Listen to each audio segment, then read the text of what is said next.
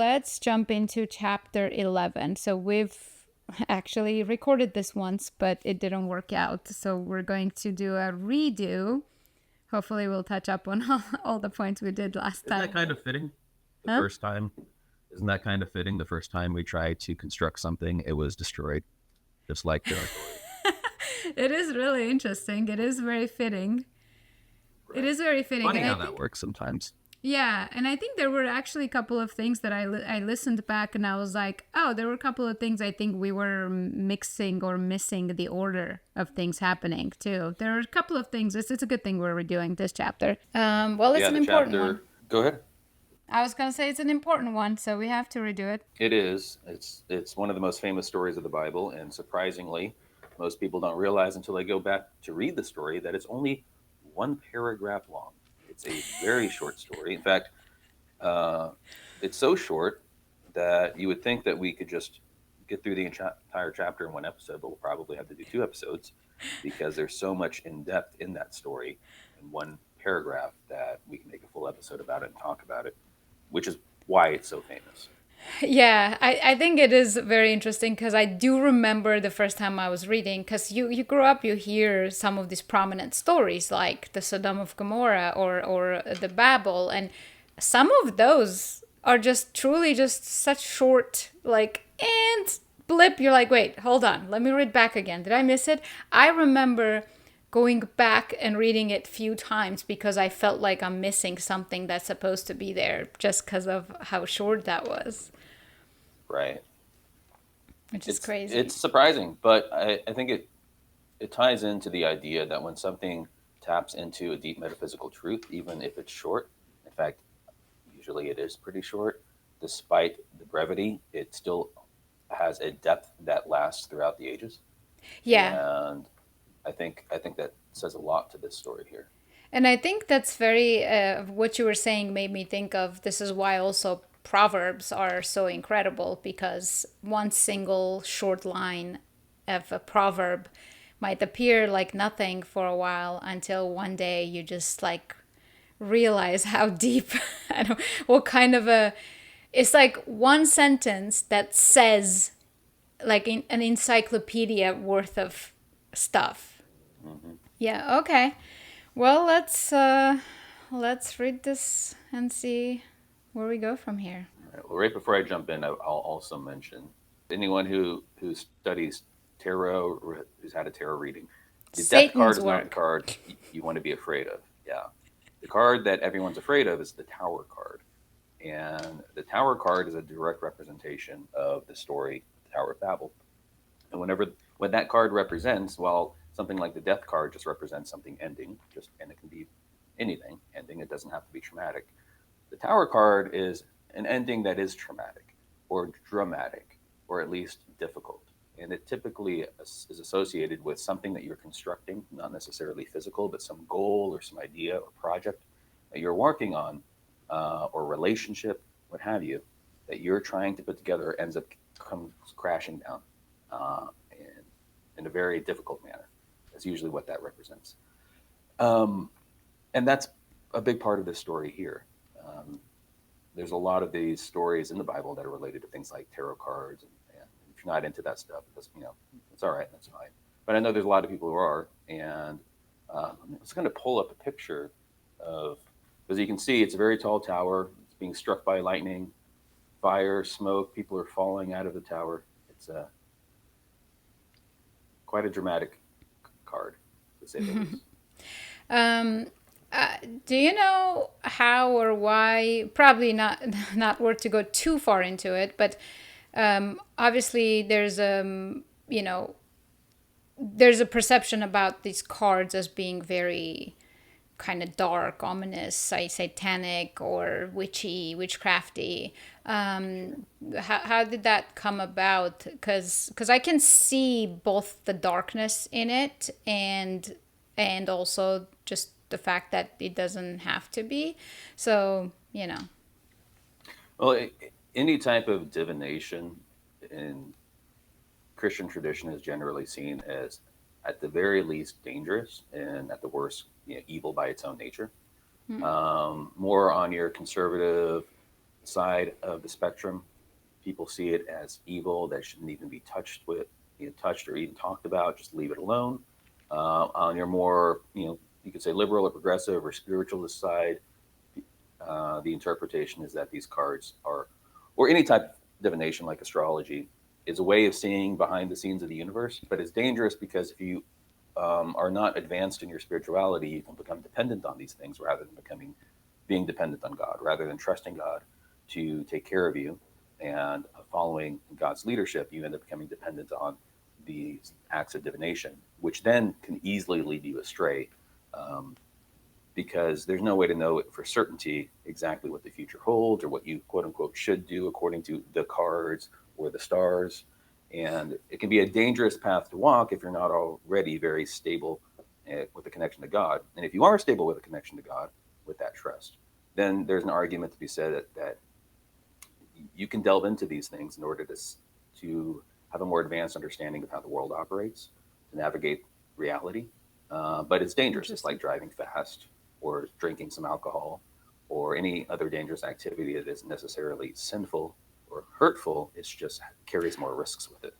I definitely think it carries a lot of risk with it for sure because after you told me about it, I kind of watched a little bit of these readers and stuff just to kind of gain an understanding of what's alluring about it, what's going on, and definitely saw how dark it can be because, there's all these silly channels talking about how your ex is gonna come back, he loves you, and he's gonna realize how whatever how wrong he was, and I'm just like, oh my god, this is poison, like this is cancer. Like Right. somebody weak-minded can just totally just like delude themselves into through these cards.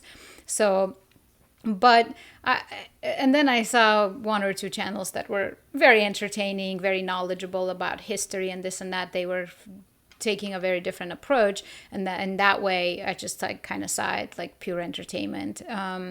Definitely don't see anything spiritual in it, to be honest, for myself, but I just saw that it could be fun entertainment or pretty nasty dark path to walk. It's yeah, it can be either one of those depending upon the person. And yeah, I mean, that's the problem with the spiritual people online and throughout history is just using it as a means to make money. And then you become more and more just marketing BS as you go on, to where everything's about getting your ex back and they're falling in love with you, and you have money coming right around the corner.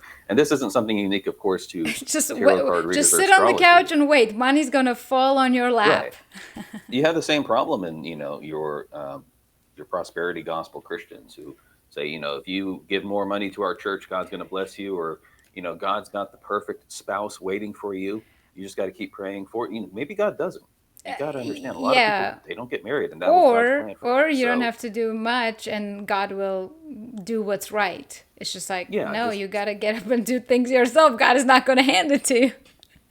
right, right. And so that's not something unique just to tarot cards or any type of divination. And divination can happen with anything. The cards have a long history, but so does astrology. But you can do divination by throwing M&Ms on the floor and just seeing how those patterns show up. Right? It's all about patterns, because the underlying idea between divination and any type of spirituality of this sort is to see that the universe is a macrocosm and a microcosm reflecting each other. Right? So as above, so below, as within, so without. So when you can see patterns in the microcosm or in the macrocosm, right, like the stars, you recognize that that pattern also reflects to what's happening in your own life, and what's happening in your life is going to reflect in both directions, right?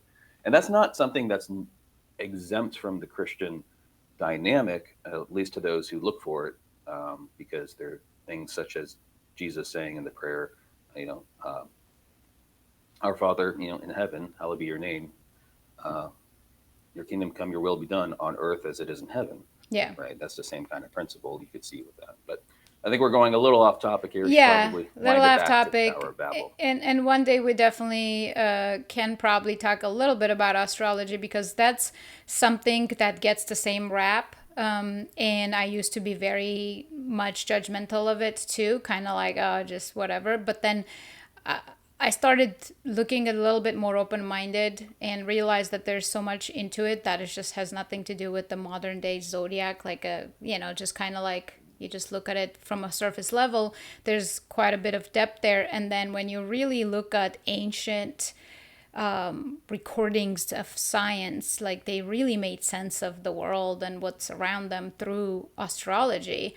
And I'll actually post a picture of something I saw in the in the Armenian library, the historic library, which is very ancient times, like because we have one of the oldest observatories in the world of stargazing, and it's just everything they gave big importance to that, and that's how they made sense of it. Now modern day, we've come to this modern day scientific methods, and we're just like looking back and kind of almost chuckling like how primitive people were, but we have zero humility how much those people have put the ground forward for us to get here.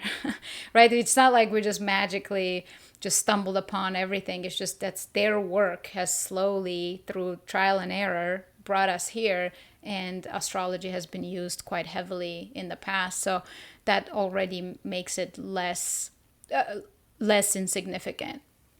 Yeah, at the very least, it was a big part of the development of human society, right? And should be looked at with some sort of respect and not just completely thrown away. At the most, there's a lot of truth hidden in there for those who are willing and interested in studying it. But that's a topic for another discussion. Yeah, definitely. Let's get into the reading then. Tower of Babel and Bob L. As we get started, Babel. El means God, and Bob means generally interpreted from scholars to mean gate or door. So think gate of God or door of the gods, or you could even think, kind of like Stargate, if you remember that movie or TV show. But it's gate of the gods or gate of God, or a way to connect to God. So you mean it The doesn't tower, mean babbling, kind of like when people are just babbling because of the languages? I'm kidding. no, no. Well, that word comes from the story, so that word developed later on. So I believe that the etymology of that word actually derived from this Oh, story. really? Yeah, I'm pretty certain of that. I might be wrong. I'll have to look into that. Mm-hmm. So the Tower of Babel. Now the whole earth had one language and the same words. And as people migrated from the east, they found a plain in the land of Shinar and settled there. And they said to one another, "Come, let us make bricks and burn them thoroughly." And they had brick for stone and bitumen for mortar. And they said, "Come, let us build ourselves a city and a tower with its top in the heavens, and let us make a name for ourselves, lest we be dispersed over the face of the whole earth." And the Lord came down to see the city and the tower which the children of man had built, the Lord here being Yahweh. And the Lord said, "Behold, they are one people, and they have all one language, and this is only the beginning of what they will do. And nothing that they propose to do will now be impossible for them. Come, let us go down and there confuse their language so that they may not understand one another's speech." So the Lord dispersed them from there over the face of all the earth, and they left off building the city. Therefore its name was called Babel, because the Lord had confused the language of all the earth, and from there the Lord dispersed them over the face of all the earth. The end. That's it. Okay. That's the story.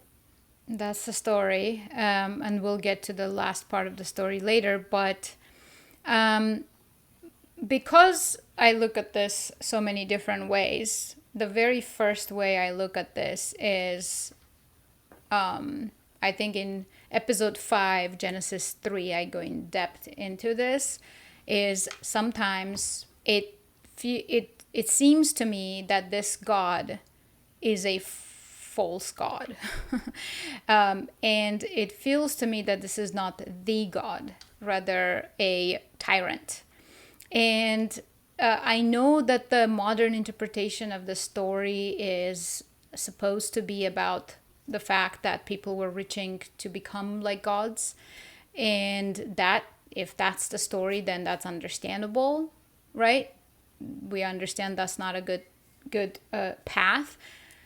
But in reading this, I don't see any of that. All I see is people were doing well, unanimously building brick and mortar, figuring shit out, pardon my French, and um, and then God comes and just like, I don't like it.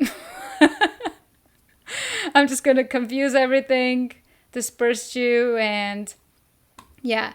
So it's such a far stretch for me to, with its top in the heavens, to be the only sentence that's supposed to mean that they were building to reach gods.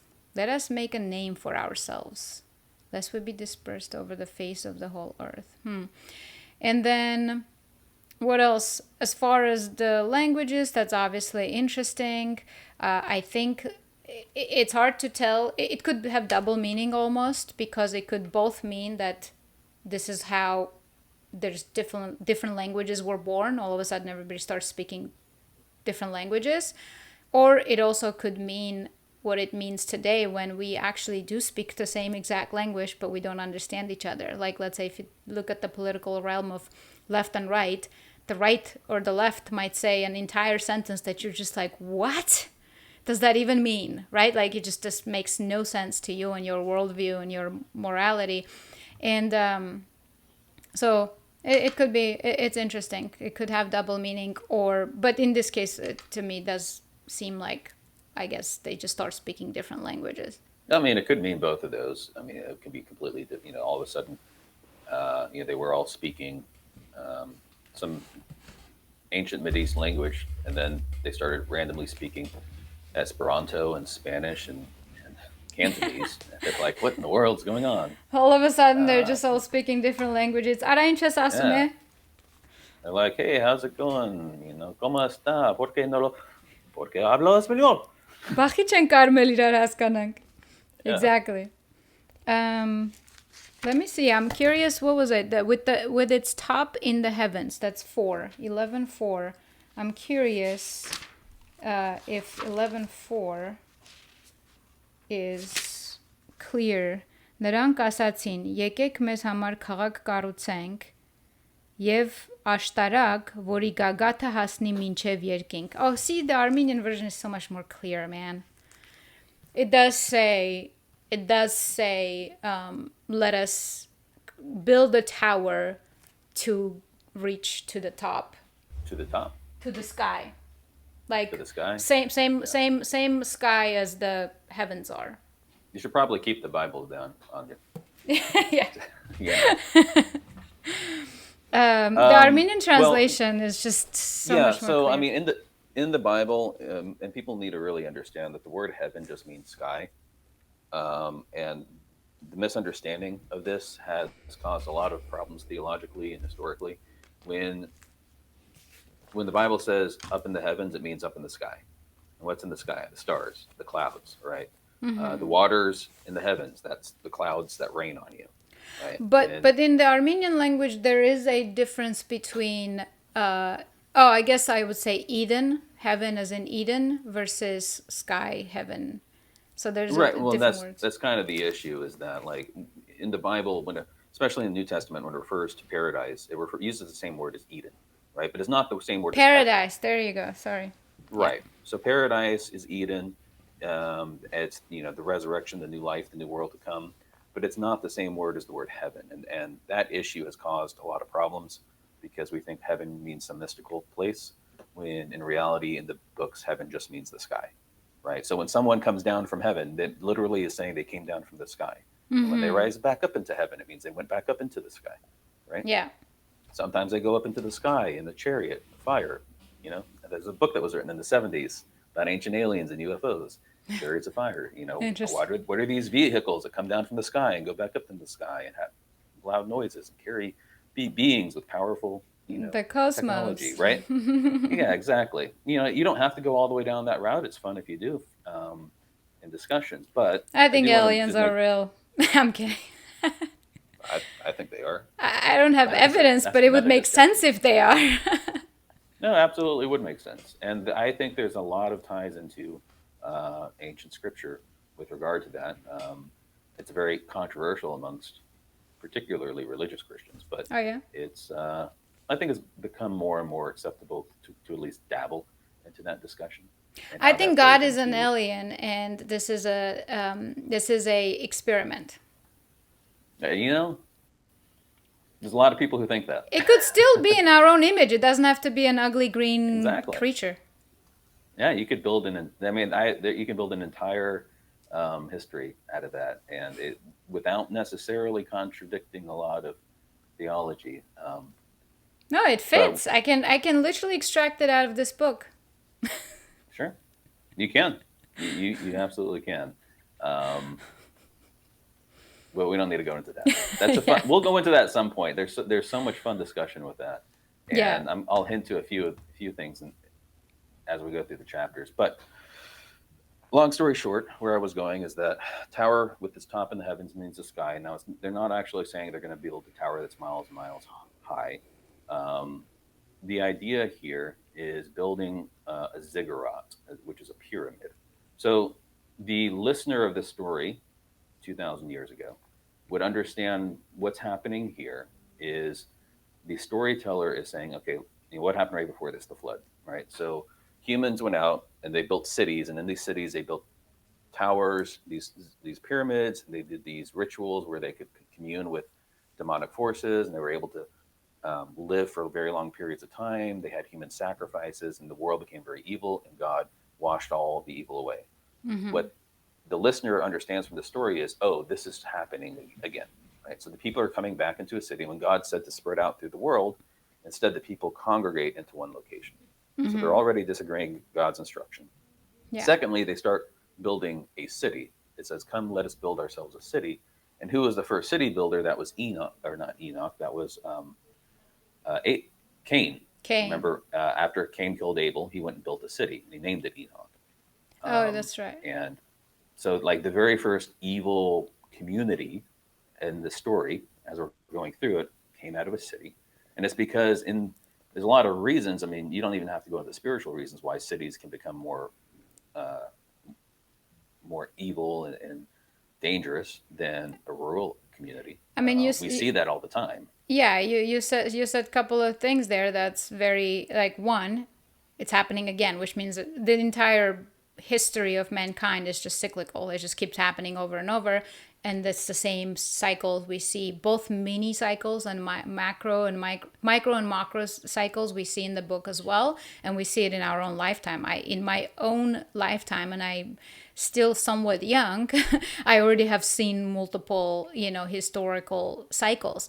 And also by now, which when I was in my 20s, it was hard to see that. But now, when I look back and look at the cities, right, like cities like New York City or LA or these big cities, is where a lot of people, this is my opinion, my observation, a lot of people who are extremely usually self-important and very proud gather, and then they often are godless, usually very atheistic. They don't really, it's not a religious crowd usually. And then all sorts of interesting ideologies end up getting built out of those places, especially because now you don't have a basic moral ideology that's occupying your vessel, right? So you strip yourself from God, then you enter this city, then you start building new because you still need a meaning to find it. Like you still needing a meaning in life, so you start building some other crazy ideologies, and oftentimes it ends up being a negative impact on humanity as a whole. Right. Right. And some positive. Cities can become dangerous for the spiritual development of the people for a variety of reasons. You end up creating there's much more hierarchy, there's much more power structure. You have to maintain everything, so you get a lot more You're politics not in nature because of anymore, that. disconnected. You're more disconnected from nature. Now, to be fair, I mean, this is the ancient world, so like a city in the ancient world is more in nature than camping almost is to today's world. But Today's world, yeah. I mean, yeah, we're due for a tower to crumble for sure.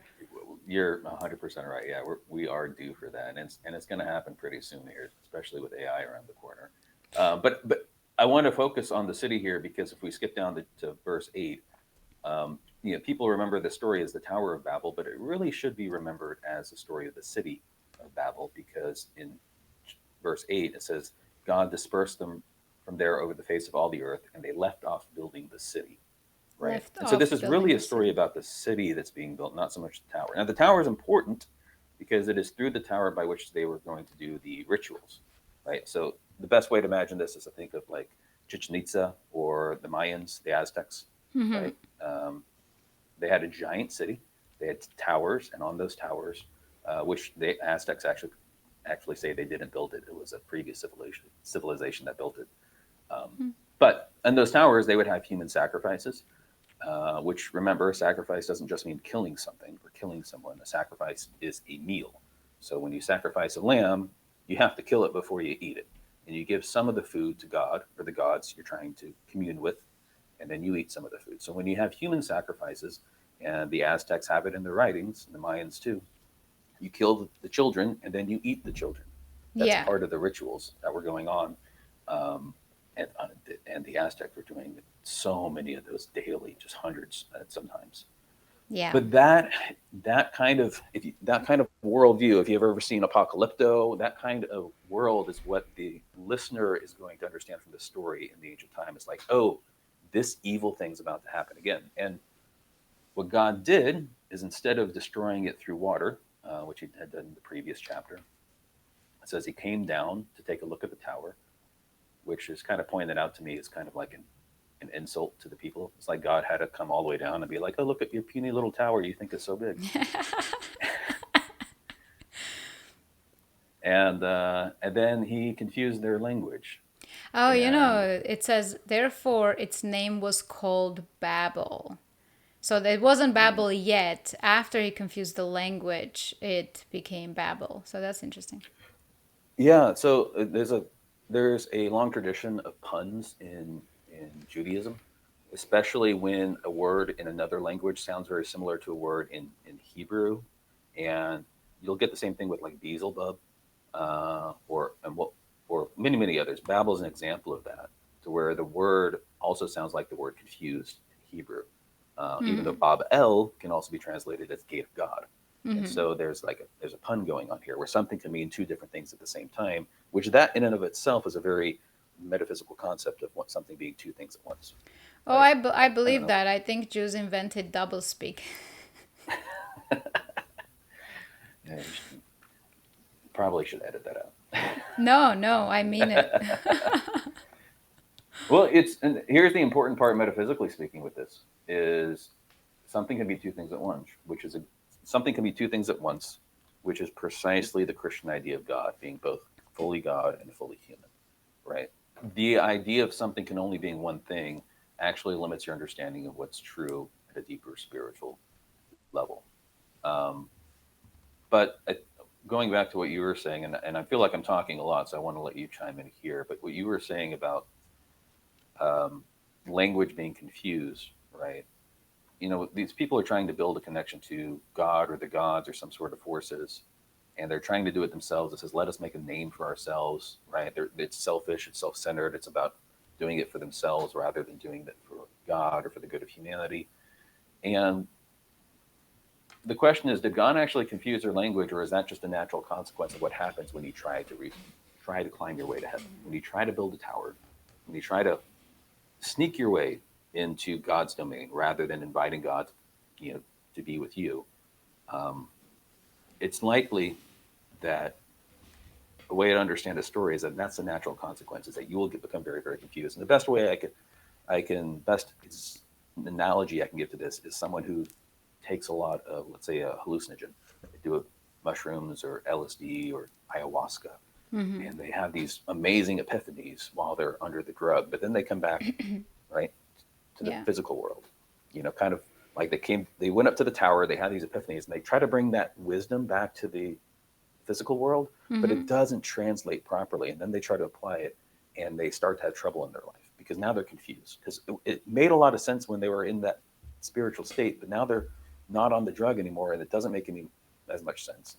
And a lot of people, will say that they thought they had an epiphany, but now they're more confused than ever. Now, some Yeah. people are healed through those drugs, and that's something entirely I'm not saying that they're all terrible, but to understand what I'm trying to say here about this story is that it's almost as if trying to break your way into heaven is likely to have a consequence of confusing you because you're getting what's called unearned wisdom. Wisdom you don't quite actually understand how to apply to reality. You bring it back down to society, and then it confuses everybody and it destroys the society itself. Or even much simpler than that is what I kind of said, how it's because you have stripped away that access to God or that spirituality within you. Now you are occupied with this particular goal, but slowly we've seen that oftentimes that's not fulfilling enough for people. People try to find bigger meanings in life. And hence they end up getting confused because now they're achieving things, but they're not fulfilled. So they're confused. And then they start inventing new problems to solve because they need a problem Right. to solve. And that's confusing. And all this leads up to creating doublespeak and all sorts of political upheaval, and people confuse. Some stay true, right, to themselves, and some get lost in that pursuit of something. And then now you have people who don't understand each other anymore.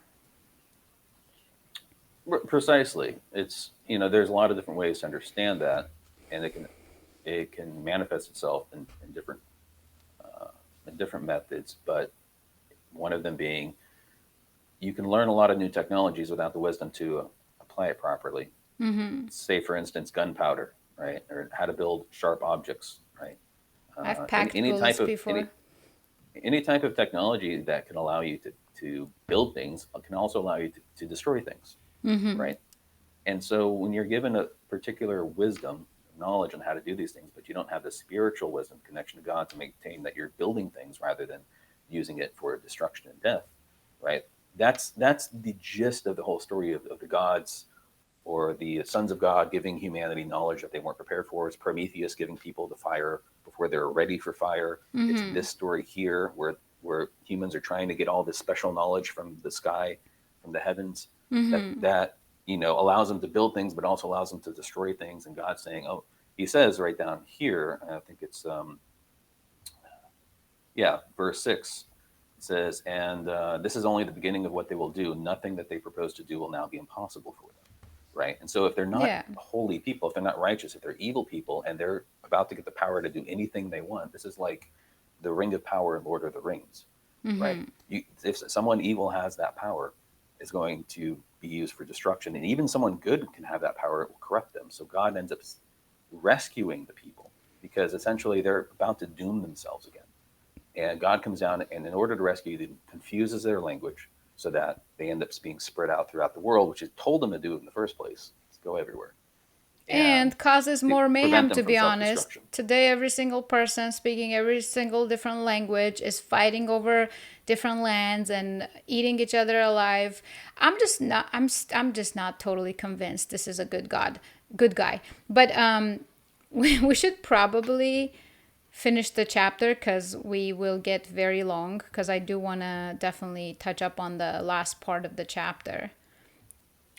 Right, right. Well, and we'll finish it up with uh, a segment from the New Testament, which ties directly to this. And most people don't realize this is actually a direct tie.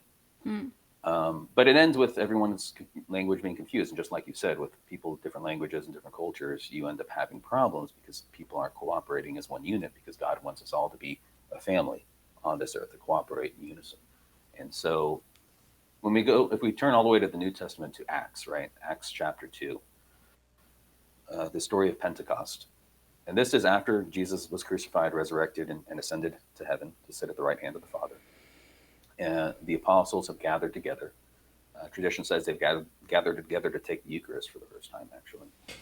And they're wondering, what do we do now, right? What are our next steps? And the miracle of Pentecost happens. And this miracle, the first miracle to happen since the ascension of Christ, essentially, begins the healing process that occurred all the way back at Babel. Let me read it. So, chapter 2. When the day of Pentecost arrived, they were all together in one place. And suddenly there came from heaven a sound like a mighty rushing wind, and it filled the entire house where they were sitting. And divided tongues as of fire, tongues as in languages, or tongues, as a fire appeared to them, rested on each one of them. And they were all filled with the Holy Spirit and began to speak in other tongues, other languages, as the Spirit gave them utterance. Now they were dwelling in Jerusalem, Jews, devout men from every nation under heaven. All the nations were together in Jerusalem because it's a very Yeah. populous city, lots of travelers. And at this sound, the multitude came together, and they were bewildered because each one was hearing them speak in his own language. And they were amazed and astonished, saying, "Are not all these who are speaking Galileans? How is it that we hear each of us in his own native language? Parthians, Medes, Judeans, Cappadocians, etc., Cretians, Arabians, we hear them telling in our own tongues the mighty works of God." And all were amazed and perplexed. But some of them said, "Nah, they're just drunk." And that's the story there. Yeah. So what we have here is the first healing, right? It's God saying, "I am beginning the process of healing them. We're no longer going to be divided by tongue, but through the power of the Holy Spirit, through the power of God, we can, even though we speak different languages, we're now going to start to understand each other." Because the miracle was that someone was speaking, let's say in Aramaic, but an Egyptian would be hearing that person In their own, yeah. at the same time that a Cappadocian would be hearing in his own native tongue. Yeah. So, despite our differences in languages, despite that division, the process of healing is finally happening, and we can finally live together as one family the way that God intended us to live, rather than divided, because we're united in one thing, which is the Holy Spirit, the Spirit of God Himself. I don't know what that means for today's world, because what's uniting all that into understanding each other is technology and AI. I can literally speak in my own language and have someone you can hear it in English. It is exciting that you can have it live now. You can have someone Yeah. speaking in one language and it'll translate it live. Yeah. And sadly, as you and I both know, it's whoever designs the AI designs what it tells you, right? Oh, And so 100%. you can imagine a world which is probably going to come. I mean, I could absolutely It's imagine already here. It's already here. where politically incorrect speech is mistranslated intentionally, right? So that you don't hear what someone's actually saying.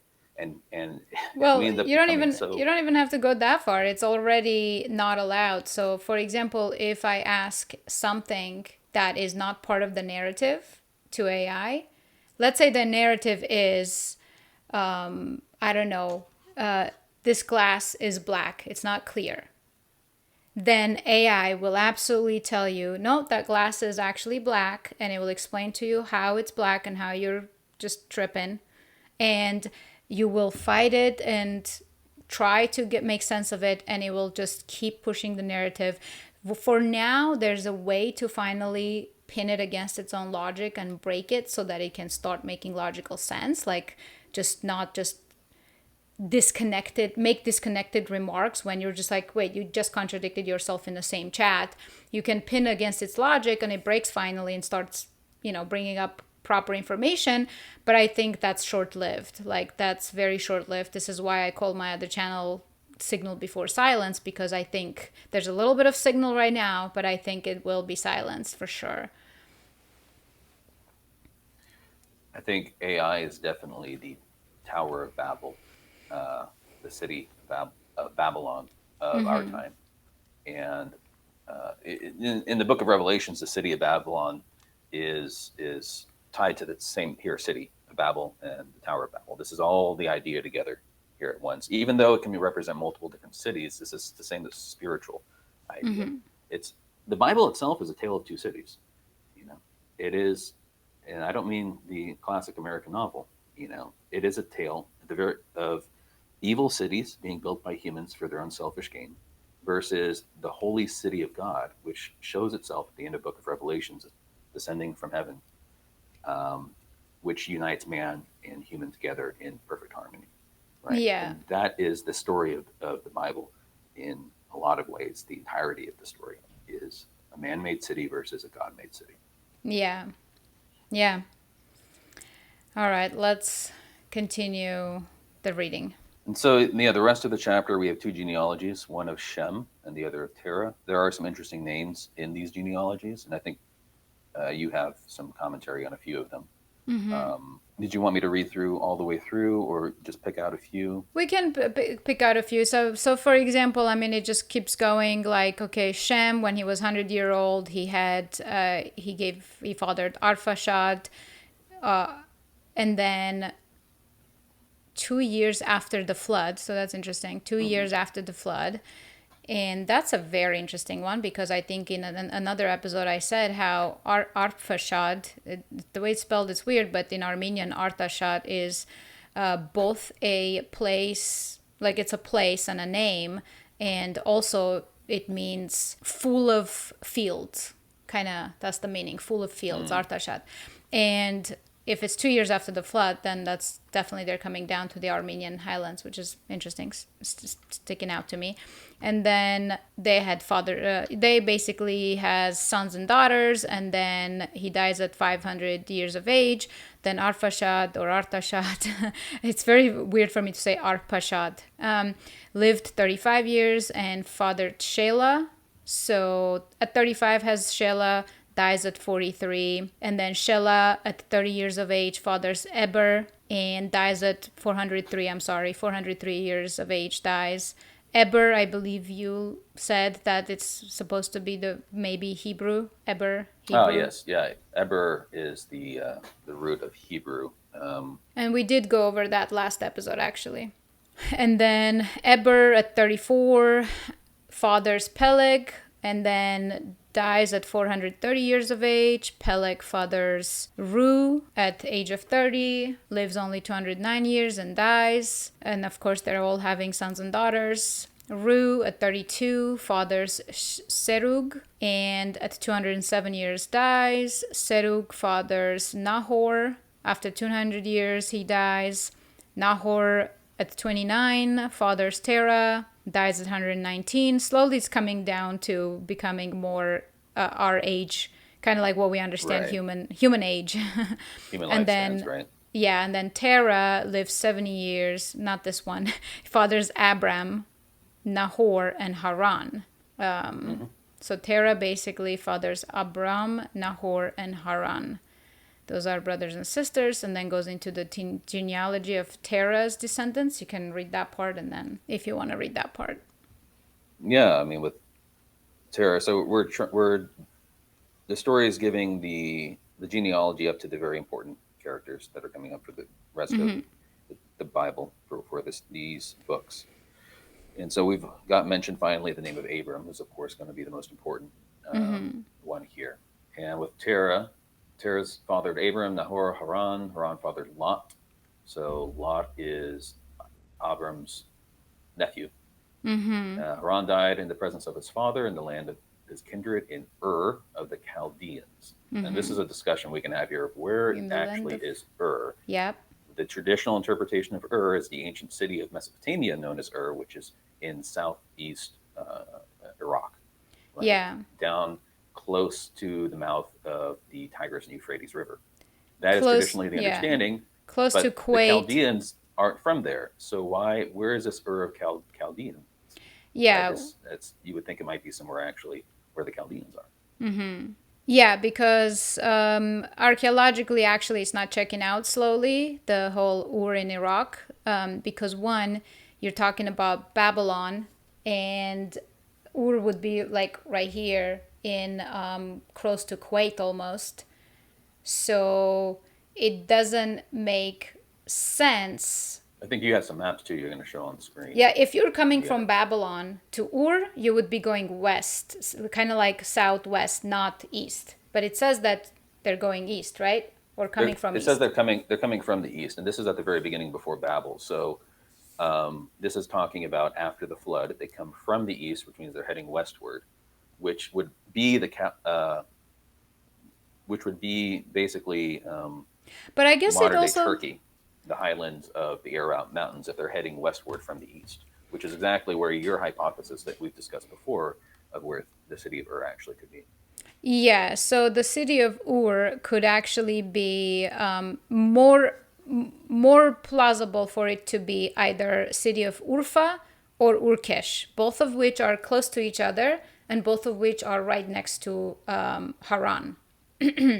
and and also both of which are right there where Godepliteki or whatever it's called, Gobetliteke, whatever that settlement is. Göbekli Tepe. Yeah. Yeah, So so if after so Noah it, landed in the mountains of Ararat and then he went westward, right, just like the chapter says, from the east, and he went westward, that would put him up in Asia Minor, up in that region, yeah, where Göbekli Tepe and some of the most ancient human construction villages, sites, settlement. archaeology is right in that region, and it wouldn't be the in southern Mesopotamia, which actually makes a lot of sense if you follow the rest of the story. They keep heading southward. It actually seems to track better. Yeah, because you would be going, and then of course from Ur they go to Haran. Imagine you're not going from here to Haran. Like that's, we have to understand these people are Haran's migrating up on to the foot. north, exactly. Yeah, so from Urfa or Urkesh, either one, you're going to Haran, which is right there next door, and then you start coming down to the Levant. But this portion falls not south Mesopotamia, rather north Mesopotamia, which is also South Armenian highlands. Right, right. Geographically, it's actually, in my opinion, a fantastic hypothesis. Um, yeah, there's a lot of archaeology that would argue and disagree, but I think No, this story no, is so no. this story Actually, is so ancient. archaeology is starting to shift towards Urfa. Oh, yeah. I mean, like it takes a while for modern archaeologists to come around to new hypotheses, right? Yeah. So if you were to ask an archaeologist or a biblical archaeologist, is this hypothesis correct? They're going to say no, that's ridiculous. But when you actually look into it, it makes a lot more sense.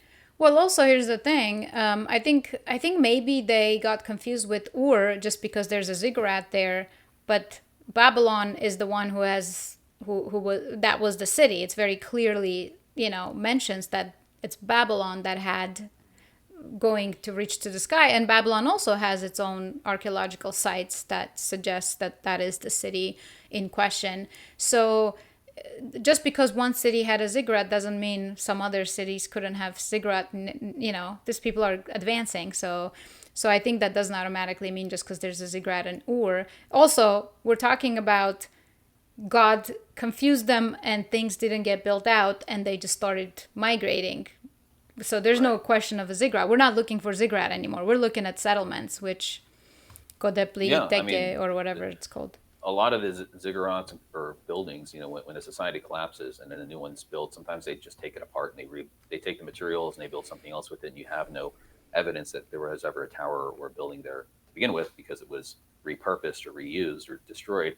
Timeline wise, here, depending upon how, if we go by the Septuagint, then the Tower of Babel could fit in very close to what's called the 4.2 kilo year event. I've mentioned that with the flood. But if we do Septuagint, then it doesn't align with the flood. It actually aligns with the Tower of Babel. And the 4.2 kilo year event is an event where every society on Earth basically almost completely died. There were some floods, but there's mostly droughts, and most civilizations collapsed, and people started spreading out looking for other places to live. And there's writings in Egypt, there's writings in China, there's writings in Mesoamerica, everywhere that during this time people started starving and the societies fell apart. And Yeah. so this actually aligns very well timeline with that if we put it in the Septuagint timeline to make sense, where the Tower of Babel isn't necessarily just about one tower. It's about towers all over the world and cities all over the world collapsing all at once. And we have the historical record of that actually happening right around the same time. Yeah, well, you would also have to have many towers being built. Babylon, I think, is just perhaps for once I can say symbolic because obviously we have the Mayans and the I don't know when Egyptians. So basically, around the world we see the same structures. And also, here's the thing: I think it just says that the world was advancing. Period, because we do see that when some invention happens, we just keep copying each other, and then next thing you know, the whole world is filled with the same exact thing. Yeah, yeah. A little If we bit go back different. exactly to the story, the understanding of God, this saying, "Hey, look, humans are about to do all the bad things again that I just cleansed them of," and so He wipes them out by confusing their language.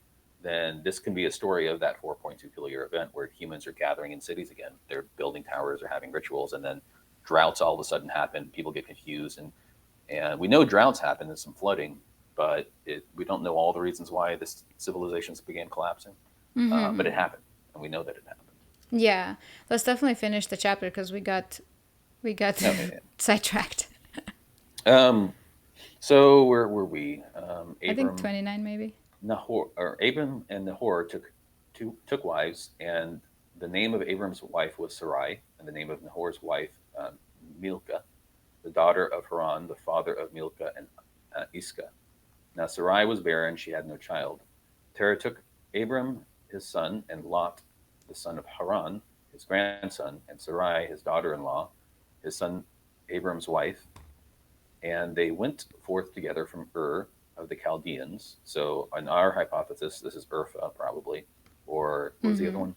Urfa or Urkesh, very close to each Urkesh, other, same region, right? Up in the Chaldean area that's known as that. To go which into is the a land of Greek. Canaan, which would be south of here in our theory. But when they came to Haran, which is right near Urfa, they settled there. The days of Terah were 205, and Terah died in Haran. And here's another thing, they are going towards Canaan, which is Levant. Mm-hmm. So if they are then settling from going from Ur to Haran to Canaan, on the map you have Iraq Ur over there, you have Haran over top of the triangle, then you have coming back down to, let's say, Canaan, which is the Israel area, or Levant. It just doesn't make that migration doesn't make sense whatsoever. But if it was Ur or Urkesh, that makes sense. It flows better for sure, especially when we talk about Abram in the next chapter traveling. It makes a lot more sense for this not to be the Ur of Mesopotamia, but to be somewhere up in Asia Minor. Yeah, yeah, for sure. All right. We're right at an hour. I think this is a good place to end unless you have some last words. No, I mean I think I covered all the points quite thoroughly. There's a mention here where when God came down to confuse the language, He said, "Let us do it," right, which is another hint at the Trinity. Just like at the beginning of Genesis, let us create man in our own image. It's usually interpreted through Christians as a indication of the Trinity being hidden here in the Old Testament. But we have a story I don't that know can about be that. interpreted in so many different ways, with Yeah. uh, humans trying to create themselves their own gods, connect with God, connect with demons, redo what happened before the flood. Basically, humans trying to do things without God, and the consequences end up being catastrophic. And that's the Yeah. point of the story. And even though the consequences were catastrophic for the whole world, when Christ came, the beginning of the healing process started, and we are all, so that we can all unite once again instead of being fractured. Yeah, and that's the traditional version. And for me, definitely, when it says "let us," I see that as this is not the God. This is just like a group of, almost, let's just call it group of elites that are controlling the narrative, and and the outcome of things. That's how I see it sometimes. I consistently will see it like that until every now and then something makes me see it differently. But definitely feels very much like the entire Old and the New Testament is a depiction of good versus evil. The evil settles in, falsely makes people believe that's God, and then the good comes and tries to spread the truth. The truth gets persecuted, and then we just keep cycling through the same exact thing. Like power then takes over again. People get corrupted again, and truth always gets persecuted. We'll see if it will ever prevail, but for now, that's how I see God it. save us all. Yeah. Yeah, yeah. Probably I should have said mine first, then you, because yours is a positive note. Mine is like doom. Anyway. Your yours really is a tarot card moment, Just Yep, everything being struck down with violence, vengeance from exactly. the sky. Hey, look at the world we live in. But anyway, if you guys made it this far, consider subscribing. We'll see you next time.